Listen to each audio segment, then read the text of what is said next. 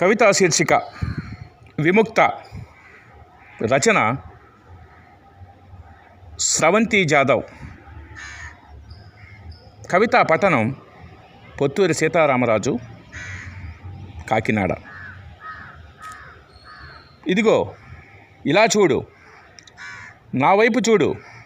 పంజరంలో పాములా చుట్టుకొని ఈ పసుపు తాడు విలువ నా మాంసకండరాలను బంధిస్తుందేమో కానీ నా మనసు కోరే స్వేచ్ఛని కాదు. బందీ అయినా ఈ రెక్కలు మళ్ళీ మొలకెత్తి విముక్తనై దిగంతాలలో విస్తరిస్తాను. నువ్వు శిథిలాలలోకి తోసేసినంత మాత్రాన నేను విలపితని కాదు, విచ్చుకునే వికసితని. నేను ఏకాకిని కాదు.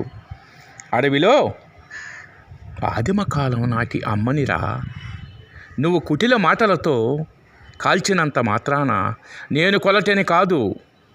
నీ బిడ్డల మాతృరూపాన్ని విరిగిపోవడానికి రోడ్డు మీద తిరిగే బండి ఇరుసుని కాదు, ఈ విశ్వంతో పాటు తిరిగే ఒక కాలచక్రాన్ని నువ్వు వదిలేశాక గాయాన్ని నిద్రపుచ్చి నాలో నిశ్శబ్దాన్ని బ్రతికించడానికి 4 రోడ్ల కోడలి మధ్య ఒంటరిగా నిలబడి ఉన్నాను.